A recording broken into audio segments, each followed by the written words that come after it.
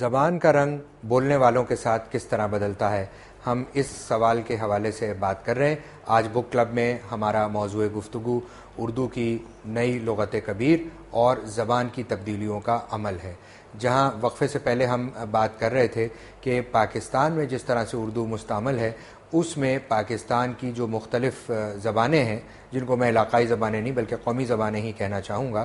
ان کے اثرات اور ان کا عکس کس طرح سے اردو میں شامل ہو کر اردو کے اندر ایک بہت بنیادی تبدیلی لا رہا ہے۔ افتخار عارف صاحب، یہ آپ کی دلچسپی کا بھی خاص موضوع ہے، کچھ اس حوالے سے بتائیے کہ پاکستان کی اردو کلاسیکی اردو سے مختلف ہے کہ جو اردو کے بارے میں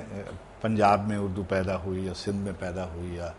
سرائکی علاقے میں پیدا ہوئی یا دکن میں پیدا ہوئی، اور مختلف نظریات ہیں، یہ سب اپنی جگہ، مگر یہ سب ضرور ہے کہ مسلمانوں اور مقامی آبادیوں کے تال میل سے اردو پیدا ہوئی۔ تو جن جن علاقوں میں اردو بولی جاتی ہے اس جگہ پہلے سے کچھ زبانیں بولی جاتی تھی، مثلا بھوجپوری بولی جاتی تھی، مثلا برج بھاشا اور کھڑی بولی اور اودھی بولی جاتی تھی، اس کے وہ جو پراکرتیں تھیں ان کے اثرات وہاں رونما ہوئے۔ اسی طریقے سے جو ہمارا علاقہ پاکستان کا ہے اس میں پنجابی بولی جاتی ہے، سندھی، بلوچی، سرائکی، پشتو ہند کو بولی جاتی ہے، شنا اور برشسکی، اور ہماری اتنی زبانیں بولی جاتی ہیں، تو یہ ممکن نہیں ہے کہ ان کی زبانوں کے الفاظ ہمارے ہاں نہ آئیں۔ چنانچہ ہم چاہیں نہ چاہیں یہ نامیاتی عمل ہے، یہ اردو کے پھلنے پھولنے میں معاون ہوگا۔ یہ ڈکشنری خاص طور پہ نوجوان نسل کے لیے، چاہے اس کا تعلق میڈیا سے ہو یا زندگی کسی بھی شعبے سے ہو،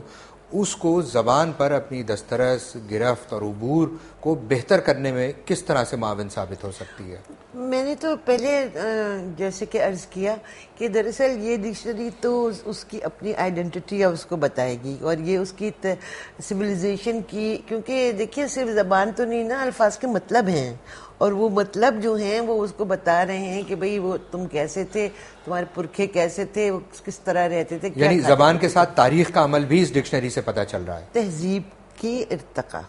تہذیب کی تاریخ یہ ہے اس کے اندر، اور آف کورس پھر زبان کا بھی دیکھیے اس طرح سے ہے کہ زبان کی جہاں تک کوئی ایک بڑھتی ہوئی چیز ہے، اردو کوئی آج نہیں ایسا کہ اس کے اندر دوسرے لوگ شامل ہو رہے ہیں۔ اردو ایک ایسی زبان ہے جس میں برسوں سے جو ہے وہ دوسری زبانیں جن کی مادری زبان تھی وہ لوگ لکھ رہے ہیں، ٹھیک ہے نا۔ آپ فیض احمد فیض کو لیجئے، آپ سعادت حسن منٹو کو لیجئے، آپ کرشن چندر کو لیجئے، آپ راجندر سنگھ بیدی کو لیجئے، بے شمار۔ تو لیکن آپ ان کی لکھی ہوئی اردو دیکھیے، فیض صاحب کی اردو دیکھیں کس طرح کی ہے، وہ خود ایک سند ہے، وہ ایک سند ہے۔ شکیل صاحب، میں آپ کی طرف آتا ہوں، ابھی کچھ نام ایسی گفتگو میں آ رہے تھے، تو جس طرح زبان کا بھی ایک نامیاتی عمل ہوتا ہے، اس طرح یہ ڈکشنری بھی ارتقاء اور تبدیلی کے ایک پورے عمل سے گزری ہے، اور بہت محترم نام اس میں مولوی عبدالحق سے لے کر اب تک سامنے آئے۔ تو کیوں نہ ہم اس پروگرام کو ختم کرنے سے پہلے ان ناموں کو خراج تحسین بھی پیش کریں۔ بہت نام ہیں، مولوی عبدالحق، جوش ملیح آبادی، شان الحقی،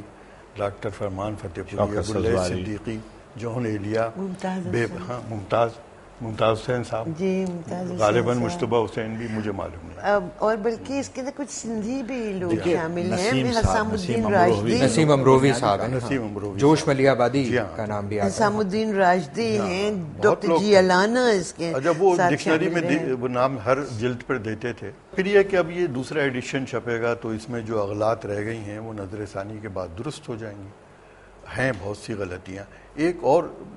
بات کی طرف نشاندہی ضروری ہے کہ مثلا ایک لفظ پیش، تو اب اس کے بعد پیش منظر جب آپ لکھتے ہیں تو اس میں وہ پیش کے نیچے ایزن لگا دیتے ہیں، تو منظر ایزن منظر، بندی منظر، تو وہ یعنی پیش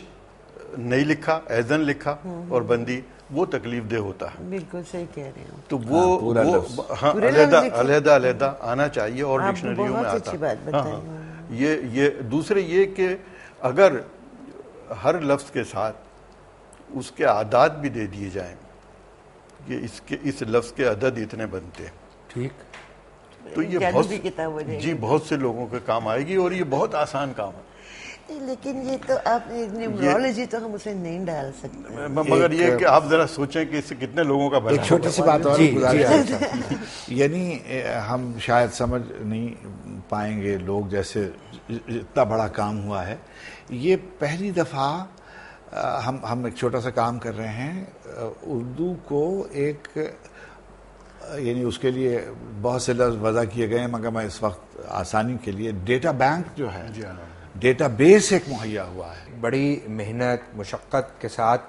اردو کی وہ لغت جو 22 جلدوں پر مشتمل ہے اور اردو کی سب سے زیادہ ذخیرہ الفاظ کے حوالے سے میں سمجھتا ہوں کہ ضخیم اور بسیط لغت ہے، وہ تیار ہوئی ہے، جس کے ذریعے سے طالب علموں کے لیے، چاہے ان کا تعلق ذرائع ابلاغ سے ہو یا نہ ہو، یا زندگی کے کسی بھی شعبے سے ہو، ان کے لیے یہ لغت موجود ہے۔ اس کو دیکھیں، اس سے فائدہ اٹھائیں اور اس کے ذریعے سے زبان کو بھی سیکھیں اور زبان کے ساتھ ساتھ اپنی تہذیب اور اپنی تہذیب کے عمل سے بھی واقفیت حاصل کریں۔ آپ سب کی آمد کا بہت شکریہ۔ اس کے ساتھ ہی ہمارے آج کے پروگرام کا وقت ختم ہوتا ہے۔ اگلے ہفتے کسی نئی کتاب کے ساتھ دوبارہ حاضر ہوں گے، تب تک کے لیے خدا حافظ۔